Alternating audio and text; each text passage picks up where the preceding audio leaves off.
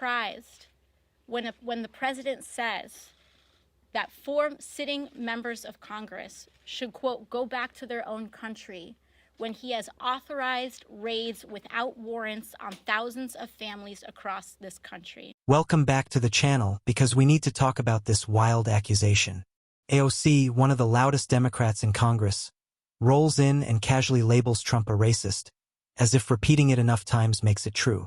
She came in swinging with the usual big government buzzwords, the kind that explode on Twitter and then quietly collapse the second reality walks in the room. And that's when Ben Carson did something that absolutely short-circuited the left. He didn't yell. He didn't posture. He didn't perform. He calmly told the truth. In Washington, that's lethal. You could feel the panic set in the moment facts replaced slogans. If you enjoy watching empty rhetoric get steamrolled by experience and common sense, smash that like button, hit subscribe, and let's watch the full clip before I give you the full breakdown. When I was a little girl, my father took me to the reflecting pool here. We were on a road trip from New York to Florida to visit family. And I've told this story before, but it was my first time ever visiting Washington, D.C. And it was my only time visiting Washington, D.C. for years, if not decades. And he rested me on the side of the reflecting pool and had my toes dip in the water. And he had me look at the Washington Monument, had me look at the Capitol, had me look at the entirety of the capital of our great country. And he looked at everything and he pointed to all of it and he said, this belongs to all of us. This belongs to you and it belongs to me. And so the first note that I want to tell children across this country is that no matter what the president says, this country belongs to you. And it belongs to everyone.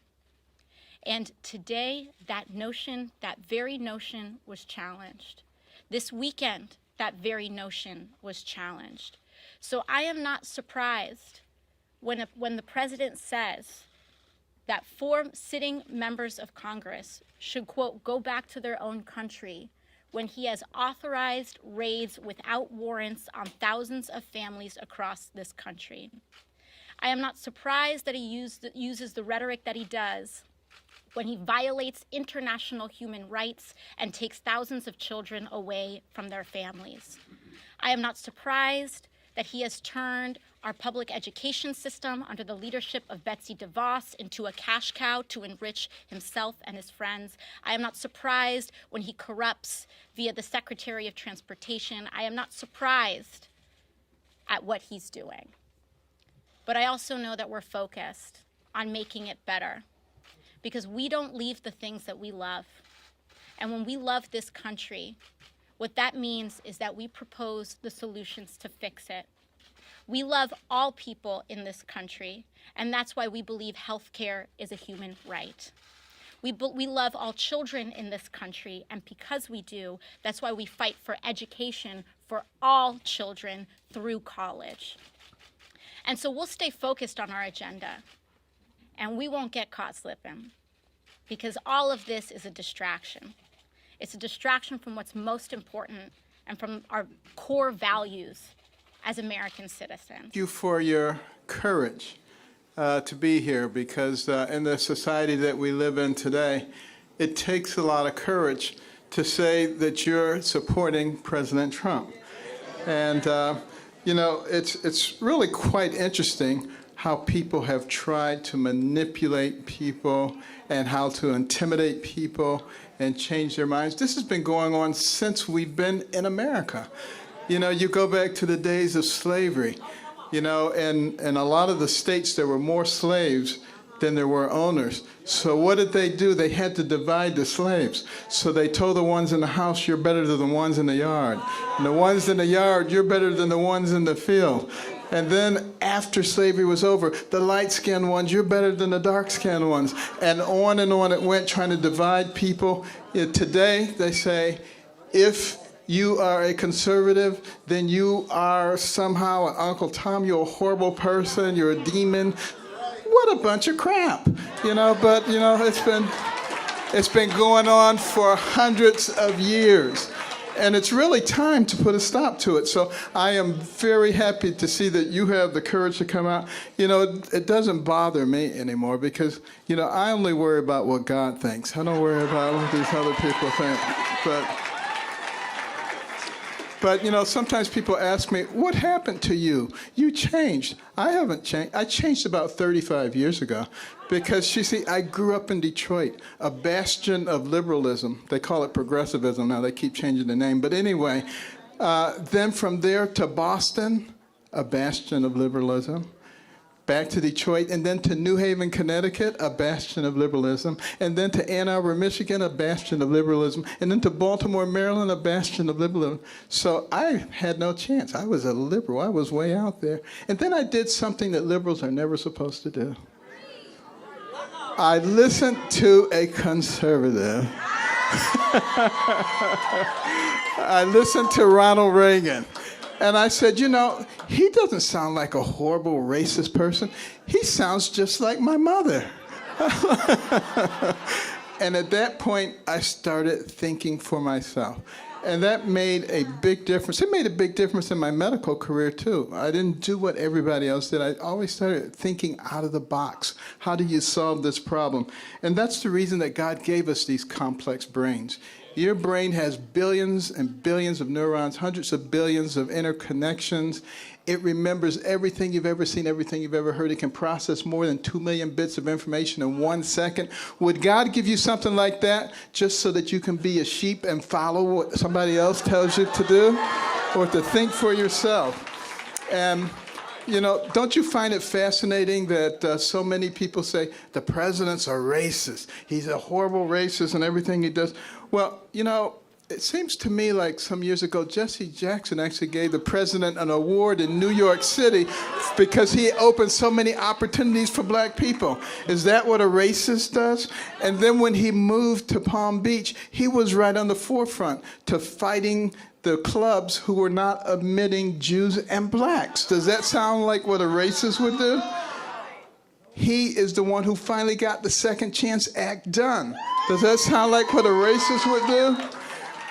When he took office, he brought the office of HBCUs to the White House so it could get appropriate attention, more money than ever. Opportunity zones so that people could take this money and direct it to the places where people did not have opportunities before. An economy where you have the lowest unemployment rates for black people in history. And it goes on and on and on. Let me tell you something. If he's a racist, he's an awfully bad one. He needs to go get a lesson from the real racists. The people who look at somebody like you and me and they say, because your skin is a certain color, you have to think a certain way. And if you don't, there's something wrong with you. And they start calling you names. Those are the real racists. But you know, the president believes that a rising tide lifts all boats. He doesn't believe in identity politics, and that's why he's doing things that work for everybody. And we should be happy about that. And the media, they like to pick on him, any little thing. You know, he's not perfect. I'm not perfect. You're not perfect. The only one who ever was perfect was Jesus, and they crucified him. So, you know, think about this. And we need to just look at the big picture, think about all the incredible things that are happening, think for ourselves, and be missionaries. Go out and talk to your family, talk to your friends, help them to realize, because see, if all they're doing is looking at certain media, they don't even know about these things that we just talked about that he has done.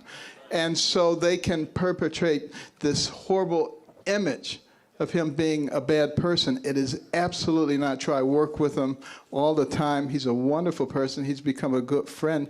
You remember during the campaign when we were having a debate and I couldn't hear my name. I came out, I stood there, I was waiting to hear everybody else gleefully walk past. He was the only one who stood with me until they straightened it out.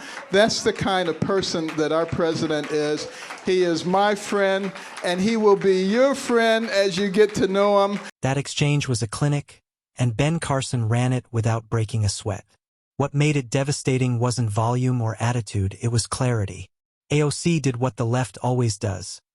frame everything as a moral emergency that magically requires more government, more control, and more federal power. It sounds compassionate until someone who's actually lived in the real world asks the dangerous question. Does it work? Carson didn't argue ideology. He argued reality. He talked about incentives, unintended consequences, and the simple truth that good intentions don't automatically produce good outcomes. That alone is enough to short-circuit most progressive arguments because their entire worldview depends on the idea that intention equals virtue. Carson politely but unmistakably exposed the flaw. Dependency is not dignity, and massive government programs often trap people instead of lifting them up. And here's why progressives hate him. He doesn't fit their script. They can't dismiss him as ignorant, cruel, or uninformed. This is a man who grew up in Detroit, trained in the most liberal strongholds in the country, became one of the most accomplished surgeons in American history, and still rejected progressive ideology because he actually thought for himself. That terrifies them. You can't shout down experience. You can't cancel outcomes. When Carson pointed out that disagreement doesn't equal hatred, that opposing bad policy doesn't mean opposing people, you could see the argument collapse. AOC's brand depends on moral intimidation. If you don't support her policies, you must be evil. Carson shattered that by existing. Calm, articulate, compassionate, and grounded in results, not slogans. The applause wasn't partisan. It was recognition. People knew they were watching an adult in the room. And notice what the left couldn't do afterward. They couldn't cite success stories. They couldn't defend long-term results. They retreated to emotion, accusation, and vibes. That's always the tell. When ideology loses, it gets louder. When truth wins, it stays calm. This is why the media won't replay moments like this on a loop. It destroys the narrative that conservatives are heartless and clueless. Ben Carson proved the opposite in minutes. No theatrics, no insults, just reality versus ideology. And reality still wins when someone is brave enough to say it out loud.